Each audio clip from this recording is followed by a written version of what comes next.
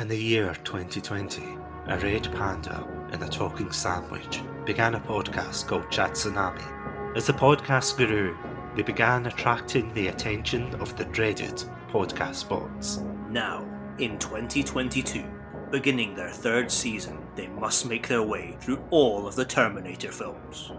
Wait, even Genesis? Yes, even Genesis. Oh man. Well, at least it's no Birdemic. Welcome to Chatsunami.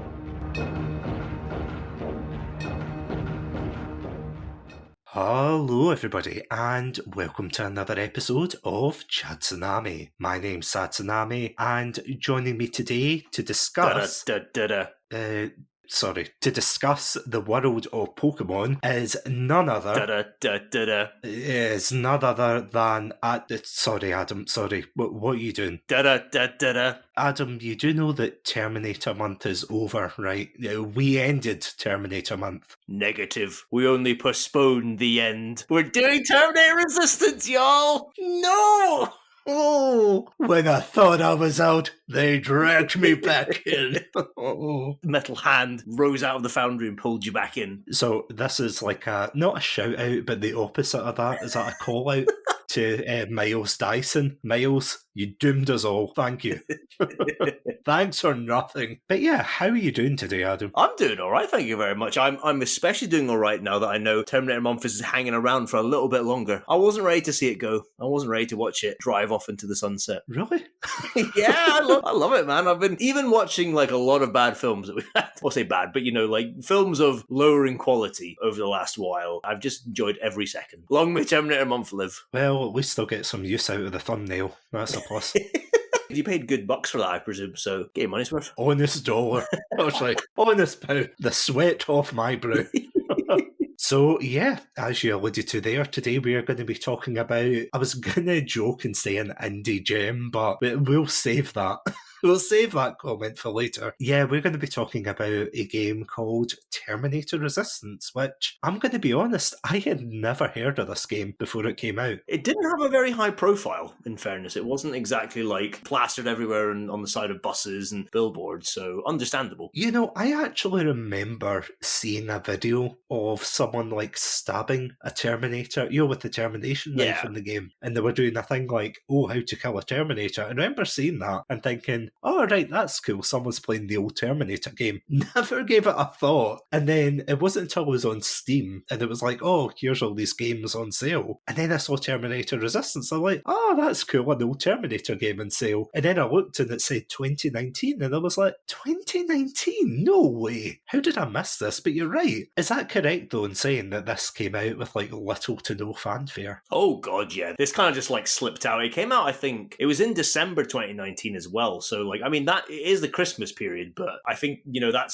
tends to be like quite late in the Christmas period to be released. And I think it really did just like a thief in the night. It just kind of snuck out. But yeah, because I think I remember hearing about this game being in development at some point, but I don't recall seeing its release or being, being aware of it being released. I don't think it was until 2020 that I became aware that it had been released and was out. And again, I didn't pick it up until, I think it was last year, 2021, that I picked it up and played this game. I literally played it a couple of weeks ago because I had no idea, and as I said, I saw it on sale and I thought, you know what, for the price they were asking for, I might as well try it. And of course I'll save my opinions for the game for much later, but yeah, this game is, like, ironically enough, it is like the infiltration unit of Terminator games. It's a good analogy. Adam, before we go on and get to the real heart of this game, what can you tell me about it? Well, I can tell you that Terminator Resistance was, as already stated, released in December 2019, and it was developed by Teon Studios, who are a Polish-based developer, if memory serves, though they have an office in Japan as well. And they've been quite active. We were just browsing through their gameography before we came on the app here, and it certainly is, there's a lot of games there. Not a lot of games I recognised, I'll be honest, and not a lot of games that seem to have a Wikipedia media page, but still seem to have a productive output, the studio. However, they've rose to some, I wouldn't quite say prominence, that's too much, but they rose to like some kind of fame in 2014 when they released the Rambo trilogy, the video game, which, to be kind, wasn't very well received generally. I'm sure if you type it into YouTube, you can find a lot of people mocking the video, raging out at it, laughing at it. It was very much seemed to be done in the style of something like House of the Dead or Time Crisis, almost in a way, but with Sylvester Stallone's polygonal face pushed on there and a lot of QuickTime events. So that wasn't exactly well received. And then I think when people heard they were making a Terminator game, there was a lot of eye rolling. And I think another reason maybe why this game sort of went quite far under the radar. But this released, we'll talk a bit more about its reception, because its reception is a little bit divisive, depending on what your profession was. But now, Teon are currently working on a RoboCop game called RoboCop Rogue City, due to be released next year, which I watched a trailer. I don't know if you've seen a trailer for it, Satsu, but I quite like the trailer, and I'm quite interested by it. I'm a little bit excited, actually, for it, I have to admit. I have to admit, I haven't played the Rambo game, so I can't really speak to like how good they are at dashing hopes and dreams, as it were, of popular franchises, but pretty good, I think.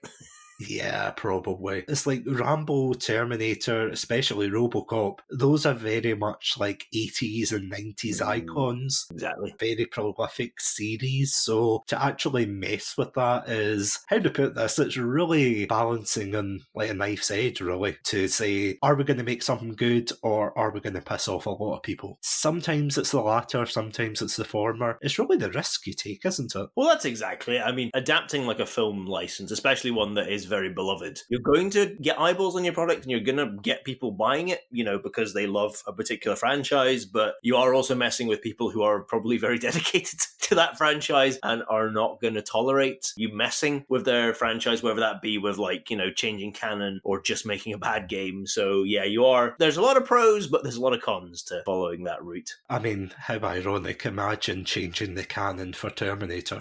They would never do that, would they? No, they would never. No, never at all. I think in the history of the franchise, and this is something we talked about in the past 4 episodes, Terminator has always been consistent, hasn't it? It's never put a foot out of line. All of the films are equally beloved. I can't keep it going, sorry. What, out of principle? Oh, my body just shut down there. just powered down. It was just like, no. I self-terminated rather than keep going. Rather than praise stuff like Genesis. Okay, see, before we get cancelled and the Red Panda lawyer hits me over the head for that, will we just jump to the transmissions and then go into this discussion? Let's do it. As I write up my legal papers and or my last will and testimony. We will be right back after these messages. Welcome to Shatsunami, a variety podcast that discusses topics from gaming and films to anime and general interests. Previously on Shatsunami, we've analysed what makes a good horror game, conducted a retrospective on Pierce Brosnan's run as James Bond, and listened to us take deep dives into both the Sonic and Halo franchises. Also, if you're an anime fan, then don't forget to check us out on our sub-series, Chatsunani, where we dive into the world of anime. So far, we've reviewed things like Death Note, Princess Mononoke, and the hit Beyblade series. If that sounds like your cup of tea, then you can check us out on Spotify, iTunes, and all good podcast apps. As always, stay safe, stay awesome, and most importantly, stay hydrated. Want to know more about Scottish professional wrestling? The SWN podcast interviews the veterans and new faces of the Scottish wrestling scene. My name is Billy Strachan, and I've spent the last 8 years immersed in the world of Scottish professional wrestling, bringing enthusiasm, passion, and now I'm diving into the stories of those behind the characters around the country. Search for SWN Podcast on your favourite podcast platforms, YouTube and Facebook for audio and video interviews, along with bonus podcasts like Sharp Dojo Series, SWN Live, and Entitled Wrestling Podcast by SWN. Visit swnscotland.com to find out more, or search Scottish Wrestling Network on social media. So Adam, it is your favourite part of the episode. What is Terminator Genesis about? You're not going to make me describe that one again. Don't you try and fool me again. I know your tricks, Mr. Satsu. Well, especially the romance options. Go on, God, maybe describe those. So anyway, the plot of Terminator Resistance, so it takes place in 2028, so we're deep in the war between Skynet and humanity. It's not looking good for humanity right now. This is very much we feel like we're at the apex of Skynet's war against the Resistance, and it's crushing all those who oppose it. And you take on the role of a Resistance soldier called Jacob Rivers, who is a sole survivor of his Resistance unit, which is wiped out in the city of Pasadena, which is not far away from Los Angeles, if I know my American geography. However, just as he's about to be killed, Jacob is saved by a mysterious stranger. And then not long after that, he groups up with some human survivors, and he's trying to make his way back towards Resistance Command, and also gets involved helping them out. And eventually, he links up with the Resistance, and he's tasked with conducting missions against Skynet. At the same time, the mysterious stranger keeps appearing, and we also find out that an infiltrator Terminator is out to kill Jacob, but we don't quite know why. And as you play the game, all is revealed. How was that one? Yeah, I would say that's a pretty damn good debrief in there. Yeah. Oh, and there's sex scenes as well. There we go. We'll get on to that, but not in the... Oh, God. I cannot believe that's a feature in this game. I was actually joking to you, and again, we won't go too much in depth at this part of the episode, but I was joking to you because I remember hitting the romance option and I was like, oh, I wonder what this is going to be, a fade to black. And there's a lot of fade to blacks, but they fade in an awful lot. They were not to sound crude, and apologies, but they were definitely programming with one hand that day. That was very surprising. And I was saying to you off recording there that, do you remember when we were growing up and scandals like hot coffee and GTA, they were the things that were causing all the controversies, that there was a potential sex scene that, low polygons and they're fully clothed, and yet that was somehow the deal breaker for all these groups. And then you've got not one, but two scenes in this one, and they're like, what are you going to do? How we've moved on as a society. We really have. We truly live in a society.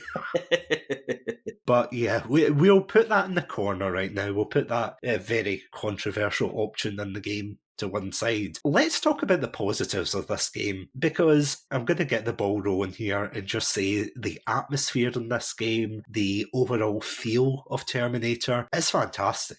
Is it right to say they were quite lukewarm about this game when it first came out? Yeah, certainly initial critical reception to this game was lukewarm to pretty disdainful. If you go on Metacritic, the critic Metascore sits at 55. I was reading extracts of a Eurogamer review to you, which was a 1 out of 5 star review. So people were not initially very positive towards this game. That has subsequently changed. It seems to be quite a sharp divide between critics and the general public when it comes to the game, but you're completely right in saying initial opinion was not good. The only thing that I did note amongst fans of the game, critics of the game, something that everybody seems to universally agree on is the fact that this game gets the tone right. So although it mainly focuses on Terminator 1 and 2, there are kind of small cheeky nods to Terminator 3. Did you notice that just with the T-850s? Oh, of course, yeah, they appear as enemies, don't they, at points? Mm-hmm. Yeah, they're a lot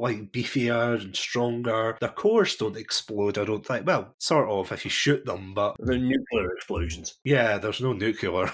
It is so bizarre seeing this game, seeing what they've directly lifted from Terminator 1 and 2, and believe me, they lift a lot of iconography, a lot of scenes and things. But sorry, before I go on gushing about that, what were your impressions of the game, the positive impressions? Yeah, I 100% agree with you, and I think it really nails the atmosphere and tone of especially those initial Terminators. Kind of something that we talked about when we were talking about the later films, post Terminator 1. A lot of the kind of future scenes and stuff didn't really have the kind of hopelessness that I felt Terminator 1 was so great at conveying about this future. But I feel Resistance really nails that so well. This does feel like humanity is on the brink right now. It really does feel like Skynet is winning, and there seems to be very little that humanity can do but just try and cling on for another day, another hour. And so I was so impressed with that. It feels again like you're part of a resistance movement. A criticism that I've levied quite a lot of the later films, is that to me these future scenes feel more like conventional war rather than the kind of like scrappy resistance that was portrayed in Terminator 1. I felt this game much more goes back to that route. I mean, there's still elements, some big battles and things that are more like conventional war, but it really does feel for a large part like you are just like a plucky resistance member, like literally scavenging everything you can find to craft things to try and fight back against the machines. So I 100% agree with that. I was really, really impressed with what it did tonally and with its atmosphere and everything. What I quite liked as well is that I quite enjoyed, I thought the game was pretty good at like varying its intensity and the scenarios. The game is an FPS, and so, you know, the bulk of your time you are shooting things, as you do in most FPS games. But I felt like the game is able to kind of blend bigger action set pieces with more sort of like slower pace stealth and scavenging sections. And you've also got some kind of moments of downtime where you're getting to know characters and things. But I don't know how you feel about this, but I thought the game actually was quite good at that, and it didn't just like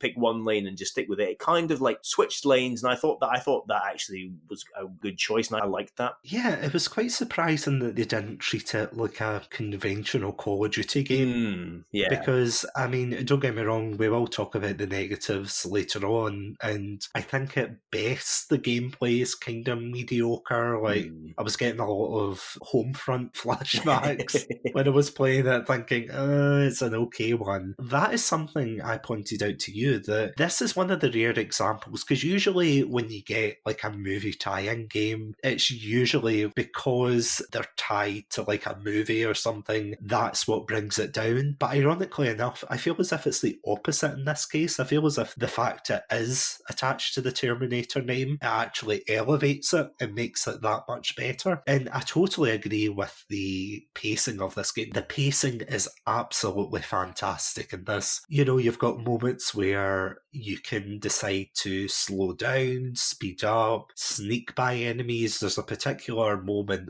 where, oh god, I was actually really terrified, because there's a particular scene where you have to sneak through a hospital, which, if you're a horror fan, then you'll know that asylums and hospitals, they're kind of your generic set pieces for horror, and you have to sneak through a whole floor to rescue these resistance fighters. It's very daunting. I'm not going to lie, it was very scary, because at that point you only have weapons that don't kill Terminator, like they can't hurt them. You can get a shotgun that knocks them over, or you can throw grenades at them. And I remember the first time I was playing through it, I had very much a Sarah Connor from T2 moment where I ran round the corner, and then all of a sudden this T800 came round the corner, and I was like, no!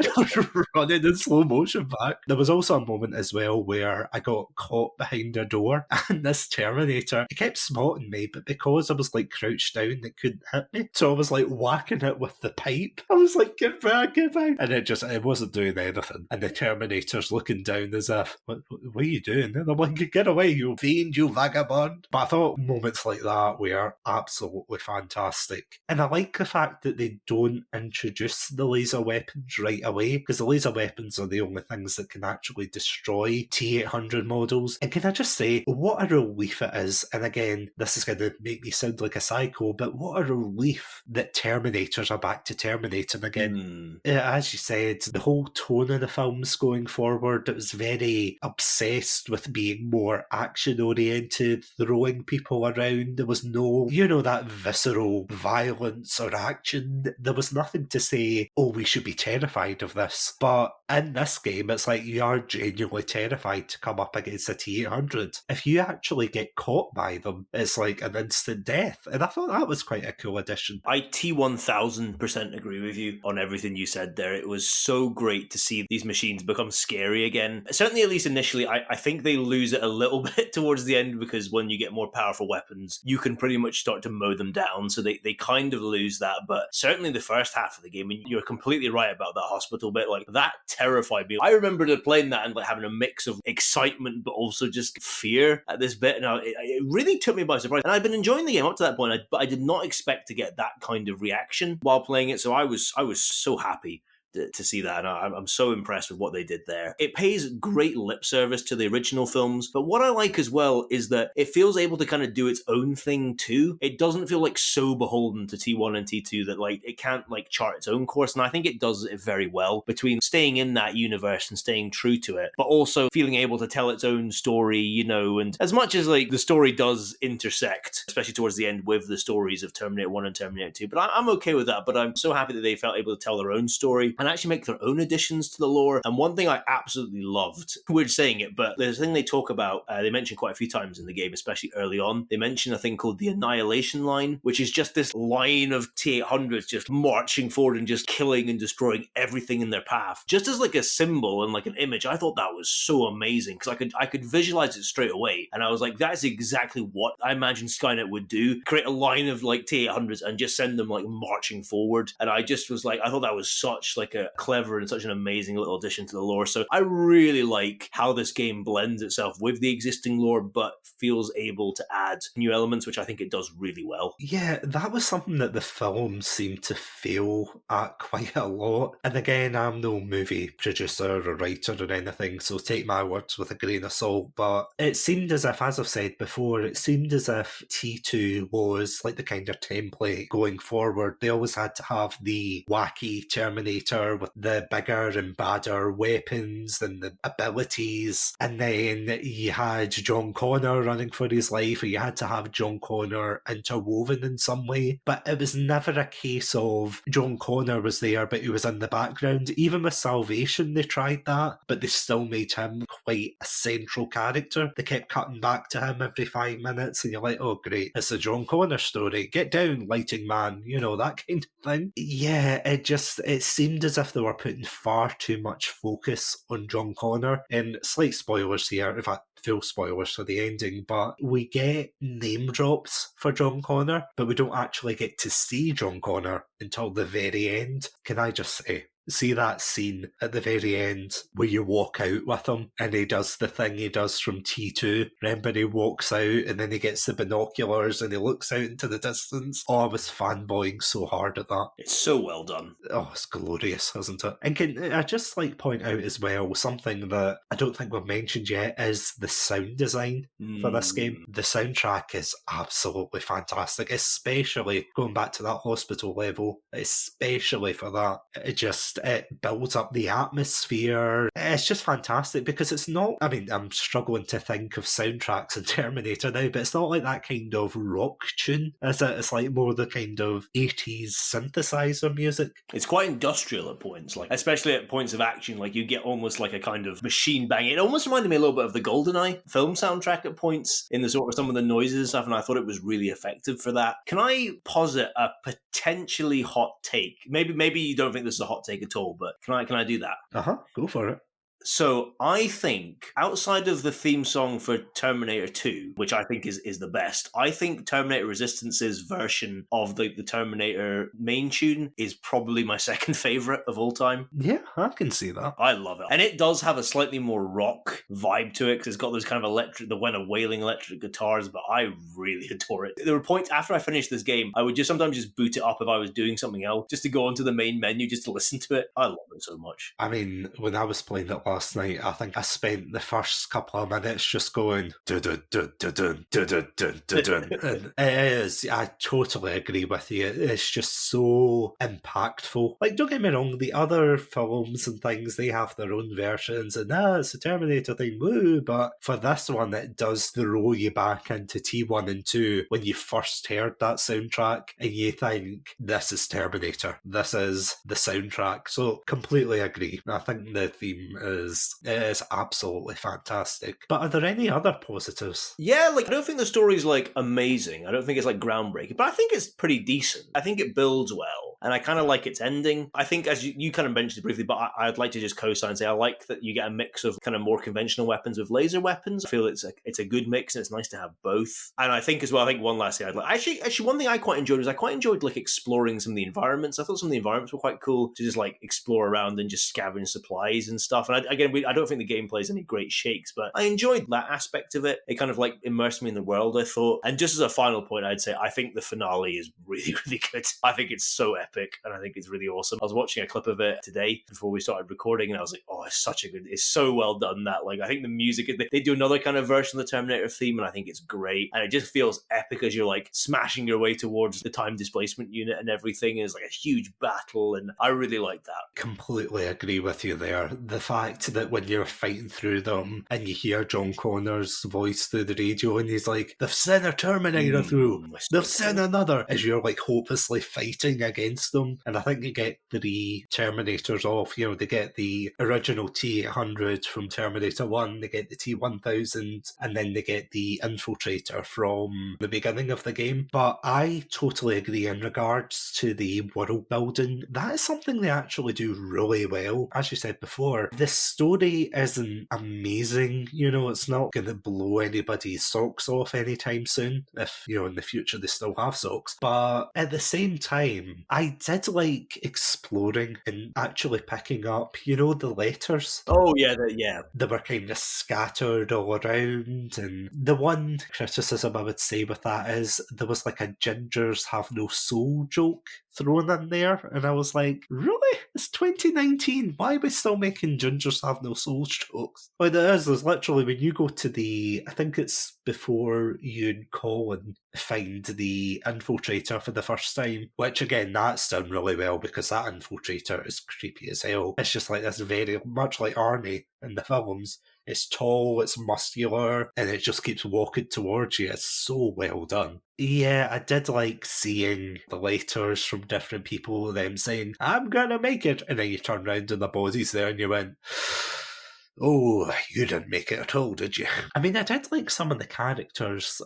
Going back to like the kind of core cast of this, there's a lot of very, and slight warning here, we're probably going to dive into some very kind of serious topics here, so maybe skip ahead like a couple of minutes, but yeah, there's some very serious topics they deal with here, but I never felt as if they did it in like an insensitive way. Did you feel like that? Yeah, I didn't feel like anything was put in there for just shock value or, yeah, as you say, like done inappropriately. I felt they did enough to like hint, you know, or to like state some of the more nasty elements, but didn't like linger on it overly. You know, it was just kind of presented, and it was a bit to pause you and be like, oh god. I really liked some of the environmental storytelling. Like one bit that I really enjoyed was, I forget the level now. I think it's where you have to go and take pictures of the lasers. Kind of, it's like missile defense thing. I don't know if you remember the level I'm talking about. Oh no, I do. Sorry, can I just like go off on a side tangent? Yeah, of course, yeah. Yeah. So there's a particular side objective where you're supposed to take a picture of, it's like the T-47, I think it's called. Yeah. I remember I turned around the corner and I saw like a spider, you know, one of the small spider like robots, and I remember getting a picture, shooting it, and I thought, oh, that's cool. The T-47's just a variant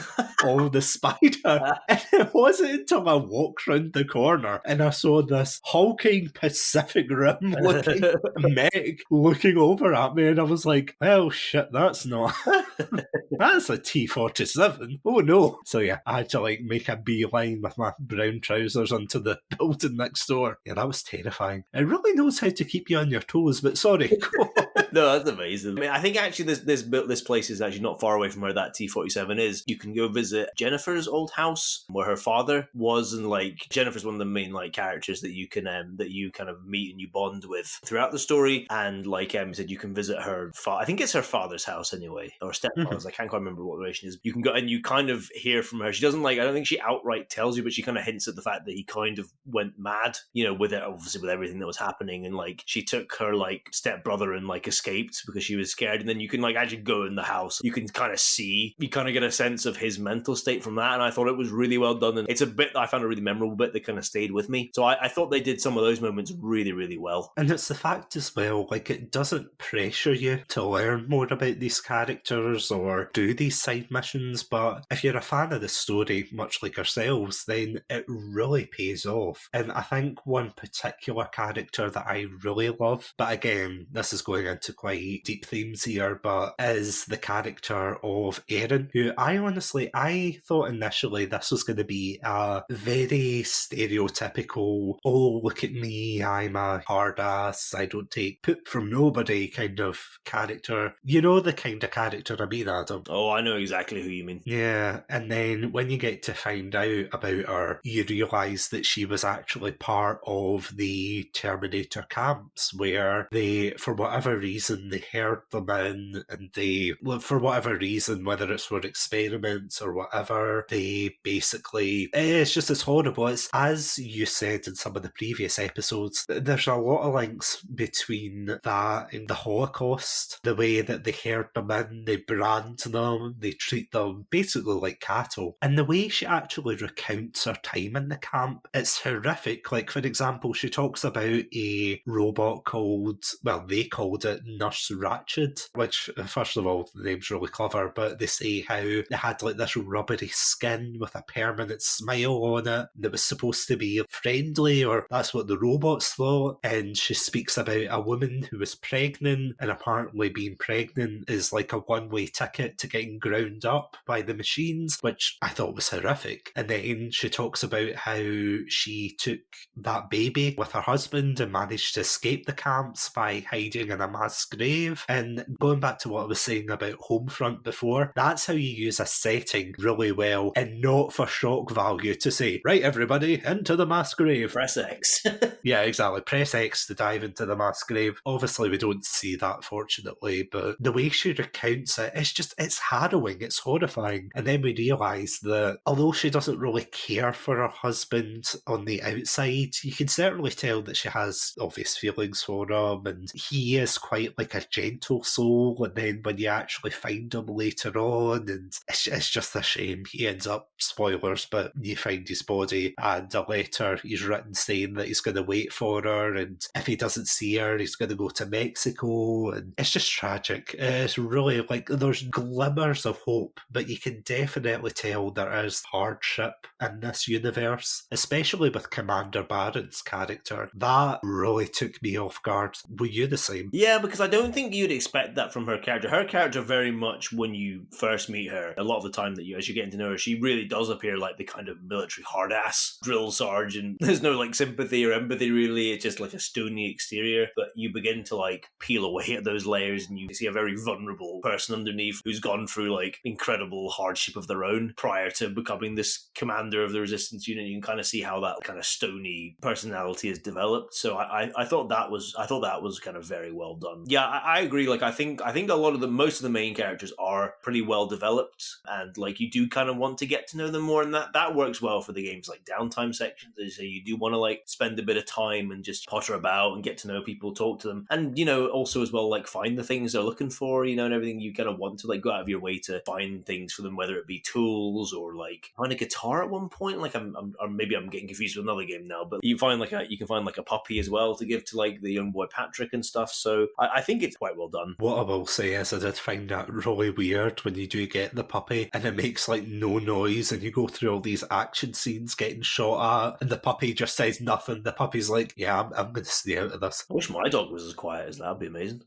Yeah, same. I mean, come on. Although, I have to admit, there was one funny moment when you go into Commander Barron's base. I remember there was like 2 dogs sitting at the entrance. I remember I went in later on in the game and there was only one, and I got really sad, and I was texting you, and I was like, oh no, one of the dogs has died. And then I turned round, and it turned out that the dog was just sitting at the desk, and I was just like, never mind, you got a desk job. It's fine. It's fine. False alarm, false alarm. Yeah, that really panicked me. I was like, no, not the dog, please. No, I think they really treat the serious themes with a lot of reverence, and not to go too deep into Commander Barron's story, because it is very grim, and it definitely showcases the horrors of humanity, even at the darkest hour. It doesn't just suggest that, oh, all the bad things are done by the machines. It's also a small group of people as well, and you think, oh, it's horrid all round. So overall, I do agree. It sets the whole tone of the game. It really fleshes out the characters. But speaking of flesh, will we go into the negatives of the game? There are some, so we do have to touch on them. Indeed. Was that a pun? I mean, what, your flesh comment? No, your touch comment. Oh, my touch comment, yes.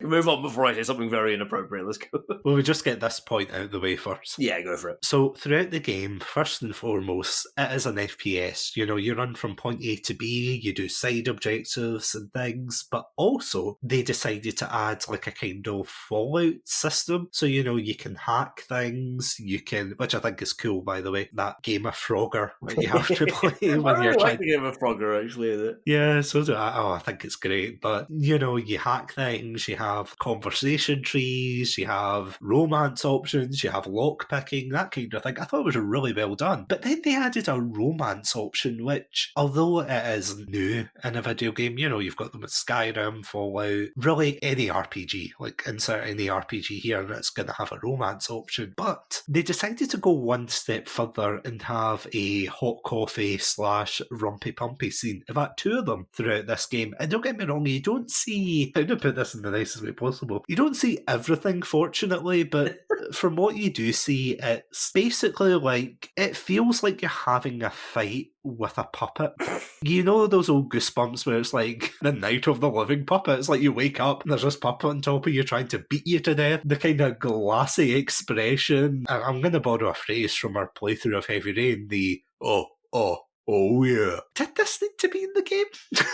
We did it. I mean, there was literally one scene of that in Terminator 1. Did they really need to have that much influence from the first film? The answer is no. They really didn't need to. They really, again, like, in concept, it's fine. It's fine to have. It's a thing about video games. I've just kind of accepted it. To go that much detail, I thought was a bit excessive, but I've seen worse. In fact, I'll say there's a game called Ride to Hell Retribution out there. If you want to see some truly amazing video game sex scenes, I would highly recommend looking up that game if you want a good laugh. You're right, they don't add anything to the experience. I don't think they majorly detract from it. They're just sort of funny. It's just funny to look at and stuff. But also at the same time, if my partner had walked in, I definitely would have like slammed the remote and turned the TV off. So like, there's that blend.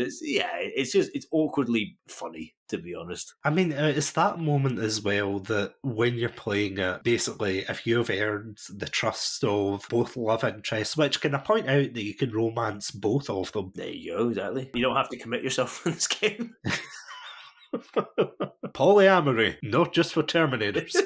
Well, Carl had his love of drapes and platonic relationships, so... I'll have so many questions about that, don't get me started. Let's move on. As you said, it doesn't detract, but I do remember when you talk to them and there's a particular dialogue option and it's got like a wee tiny heart beside it. And I remember clicking that for the first time and I was like, oh, that's nice, you know, we're going to have a romantic scene, he's going to kiss her and, you know, fade to black, and then it kept going.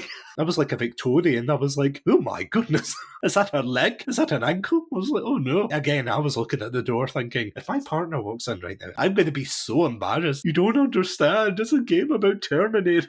No, I do agree. It's a bit awkward to put in, but speaking of awkward and changing the subject, overall, I would say this game, at least gameplay-wise, is quite mediocre. Would you say there's anything new that this game does? Honestly, no. I don't think this game brings anything new or original to the table. I mean, I can't think of one thing. The gameplay is pretty bland. I think it's functional. Like, I don't think there's anything like majorly wrong with the gameplay. Like, it all works. It does what it says it do on the tin, but there's nothing here that when I was playing it that I was like, oh wow, like that's like a new feature. Or that's something that, you know, I've not seen, or like I'm like, oh wow, that's something that like the game's done really, like outside of its tone and atmosphere and stuff, like purely gameplay wise, there was nothing that I was like, oh wow, that's like something that I've never seen done that well before in a game. It's fine.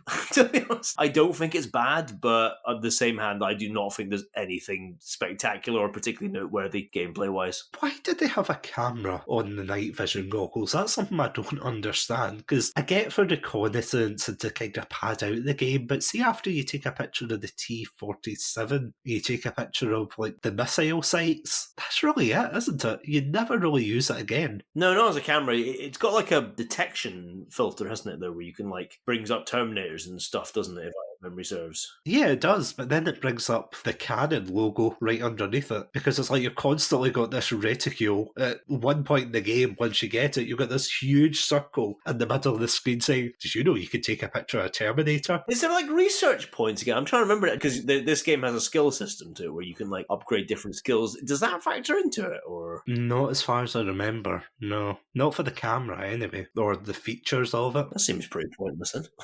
Yeah, so I don't quite know. I get why, and it's a kind of cool feature, but as I said, brown trousers when you're trying to photograph a T-47 that's like staring you down, and you're like, I don't want to be here anymore. Hey, cheese. Like, you know, the terrified selfie as the T-800s are chasing after me. I was like, oh, I don't want to play anymore. The other thing I will say is I don't think the stealth system is very good, but there's a clip of me running away from I can't remember if it's got an official name, but you know, the like armoured spiders? Yeah, I think that's what they call it. They're armoured spiders, aren't they? Yeah. And I got cornered in a garage, and I was kind of joking with it, and I was hiding behind a car, and I was like, oh, don't kill me, Mr. Spider, haha. And it managed to spot me, and then it decided to blow fire everywhere. Jesus. It honestly took me off guard, because that was the second time I was playing through it, and I was like, I did not realise they did that. So that was fun. Getting my hair singed off for that. I was like, thank you, Terminator, thank you for that. But yeah, the stealth system is quite rubbish. What's also rubbish, and it's kind of fixed later on in the game, but it's like, if you get into a skirmish with a group of Terminators, or even the lower class ones, like the Scout Droids and I think the Silverfish they're called, if you get into a firefight with them, Terminators from other areas of the map aren't going to come get you, if that makes sense. You know, it's just you're kind of in your own like wee bubble. Yeah. And I mean, I played it in a more easy difficulty, so I don't know if this is different in hard mode. Maybe I'm just showing my true colours here, but like, did you feel that way about the stealth system? To me, it felt basically the same as most of these stealth systems in like FPS games. These games aren't designed as stealth games, you know, they're shooting games with stealth added, so the systems are never great. There are definitely better ones out there, I think, but I also think there's worse ones that I've played. I agree with you that it's nothing to write home about. It can be frustrating at points, but again, it's just kind of vanilla to me, the stealth system. It's what I expect from an FPS game like this now. I expect there to be a stealth system with a detection mechanic, and it functions basically the same as this. So it's just what I expect now, and the game delivers that. Doesn't exceed my expectations in that regard. I think maybe my major criticism against the gameplay is that I think towards in the kind of back half of the game, and especially probably like the last quarter to last third, I think you become very overpowered, especially when you start getting hold of like some of the laser weapons, and then you gain there's like a system where if you collect chips from like fallen Terminators and like other fallen like Skynet machines, you can combine them together to like buff your weapons. It can make you very powerful, and there's some weapons. There's particularly like a laser sniper rifle that I think kind of breaks the game a little bit, to be honest, because if you upgrade it enough, you can destroy T-800s with a single headshot. To me, that's when they lost any sort of fear, and like awe was lost when I could just stand a distance away and just snipe their heads off, and that was them done. There is the Terminator knife as well, but at least you kind of have to craft that, I feel like, and you have to get up close to a Terminator and behind it to use it. So at the very least, I'm like, okay, well that's slightly more difficult to use, but the sniper rifle just becomes a bit of a joke to just cap the T-800s from like a safe distance and then just progress forward. So I think that would be my major criticism against the game, is that I just feel you get far too overpowered by the end. It actually reminds me of, I don't know if you've seen the Red Letter Media reviews of Star Wars. I don't think I have, no. No, there's like a scene in that where they're criticising, I think it was Attack of the Clones, and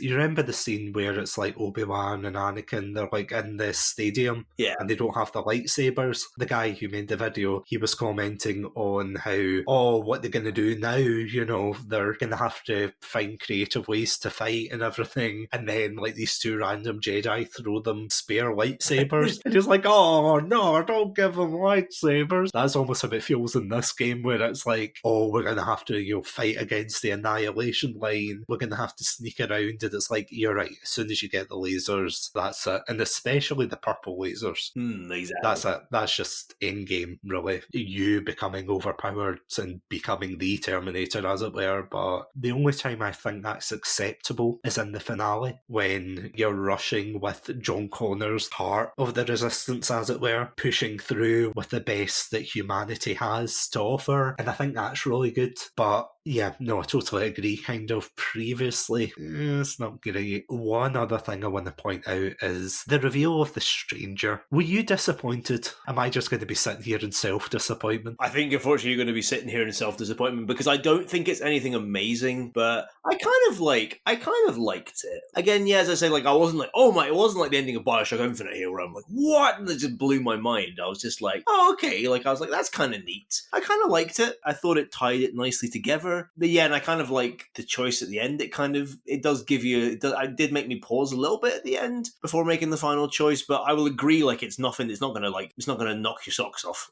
by any stretch. Yeah, I suppose it's kind of a little bit predictable. It's not even the reveal that gets me, I have to admit, because I didn't really think about him as the Stranger until like later on in the game, because I have to admit, I thought it was either going to be like John Connor or Kyle Reese, or because I think that's how ingrained having like one of these characters in this scenario has been in my head. You know, with Salvation, you have Kyle Reese being this teenager that's, oh, look at me, I'm Kyle Reese, So I thought genuinely they were going to bring him in. Fortunately, though, they don't. But it's more the reveal to me when you ask John Connor and he's like, how to put this nicely, it's like, yeah, you're the Stranger. Anyway, let's go shoot some Terminators. And he just like walks off and you're like, what the hell? That's like a big reveal and a big plot point. And it's like, we're not going to spend time in this. It's like, no time, Terminators to kill. That's actually a fair point. I forgot that was how it was revealed to you. Can we even ruminate about this for like 2 seconds? It's like, no time, Terminators, pow pow. And you're like, okay, fair dues. But is there anything, before we can give our final thoughts, is there anything else about this game that didn't sit right with you, or you thought, it's not great? There's a couple of things. Overall, I don't think the voice acting is great. I'll be honest. I like some of the characters. I don't particularly enjoy the voice acting overall for a lot of the game. I'll be honest. There's particularly one character, and thankfully they're not in the game very long. But one of the people that you meet in the group of survivors at the end of the first level is a very angry, confrontational man called Colin, and I was so ready for him to be killed. I'll be honest. I was so ready for him not to be in this game anymore. And spoiler alert, but he is killed not long afterwards. I thought his voice was so grating and his character was so badly written. But yeah, like, again, I don't think overall the voice acting is great. It's not terrible. It's nothing that really like dented my enjoyment of the game. Another thing I don't like is I didn't like the boss fights. There's one against the Skynet tank, which I think is okay. I think it involves a little bit of skill and a little bit of intensity. The one that really disappointed me was the fight against the infiltrator unit. I was really like looking forward to that, and I was like building it up, and I was like, oh, I can't wait for this. It's going to be like mano a mano, one-on-one, desperate like fight between us. And then you end up confronting it in this sort of small kind of ruined area. If I remember rightly, Baron and some other resistance soldiers are there, and basically all the Terminator does is just pulls out a minigun and just stands at one end and just tries to shoot you. And I was very disappointed by that, because I wanted something like, and I don't know how you'll react to this, but I wanted something more like the boss fight from Call of Duty Vanguard, where it's like, if you remember the second Stalingrad level, where you're like in the department store and you're like having to like duck and hide under these tables, mannequins and stuff, as you're trying to like get a drop on the Nazi officer. I was wanting something more like that kind of boss fight, rather than just like a straight up shooting fight. So that kind of disappointed me. And then one last thing, like, maybe you can remind me, maybe I'm forgetting this, but are there any vehicle sections in this game? Not as far as I know, bar the bus that you travel in at the beginning. No, there's not. Yeah, like, I kind of would have liked to have seen something like that, because one of my favorite little bits in the first Terminator is when, like, after Kyle Reese blows up the tank, he jumps into the front of the car is like this beat up junker is driving down and crashing through all these ruins and stuff as he gets chased by an HK, and I've always liked that bit, and I've always thought that'd be kind of fun. And I know some Terminator games have done it before, but I was like, oh, that would have been kind of fun to have done something there, but maybe it would have been badly implemented, so maybe that was a blessing. But yeah, that's really all. Again, none of those three things ruined my enjoyment of this game, and I still had a lot of fun with this game overall. So, but they're just kind of my last sort of minor criticisms. Yeah, to borrow a phrase from you, I completely co-sign everything you're saying. I have to admit, this game has a great talent of blue balls in you with a lot of the action, especially with, like, as you said, the infiltrator unit, that was like really built up, and you thought, oh, this is so cool. There's going to be, as you said, there's going to be like this one-on-one fight, and technically it is, in as much as I have like a visceral disgust of agreeing with you about Vanguard. Yeah, I agree. They should have had something a little bit more epic, but, you know, you just shoot them, bad robot goes down, that's it. You're like, okay. Yeah, there's a lot of moments like that where you're like, really, can we not see more of that? And I don't know if the DLC fixes these issues, because I haven't played the DLC as of this recording, but I do agree with you. The voice acting's okay at best. It's not amazing, it's not bad, it's just, it's a thing. It's just a thing. And you're like, yeah, that's a thing. So overall, Adam, what would you say about this game? Would you recommend it to people, or are there certain caveats you would throw in there? Yeah, I'm going to throw just one caveat onto this. If you like the Terminator franchise and you like FPS games, I would definitely pick this up and give it a try. I think there's a good chance you're going to enjoy this and you'll have a lot of fun with it. The gameplay's fine, you know, it's not going to like impress you that much, but I think you'll really enjoy like how this game fits into the Terminator lore and like how it blends its own story with it and the reverence it has for it. I think you'll really enjoy the fan service. If you're not a big fan of if you don't like the Terminator franchise, or you're just not interested in it, you know, you've never seen it or anything like that, I probably wouldn't recommend picking this game up, because without that kind of attachment, I don't really know what else this game is bringing to the table. Honestly, I think it's like a very much milquetoast, middle of the road,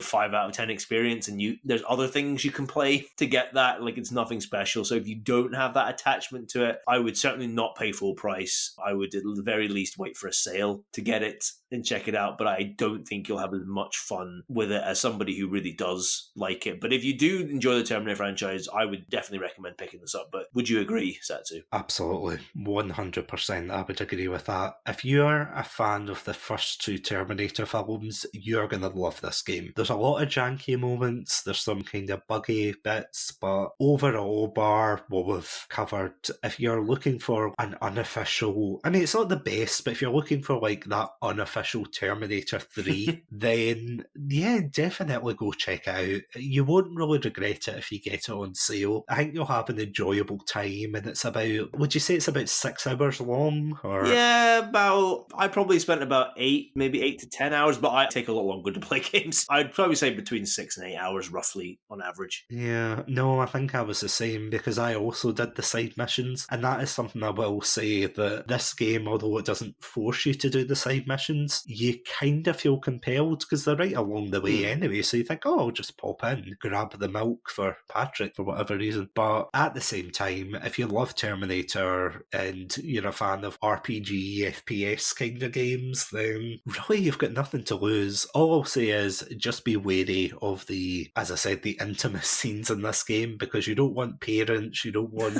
loved ones, you don't want anyone you're going to feel embarrassed with seeing those scenes, because as I said, they're not graphic or anything, but they're just awkward. It's a bit like, you know, when you're out in public and you see a couple kissing and everything, and I don't mean like a peck on the cheek, I mean full on going at it, and you're standing behind like, terrible weather today.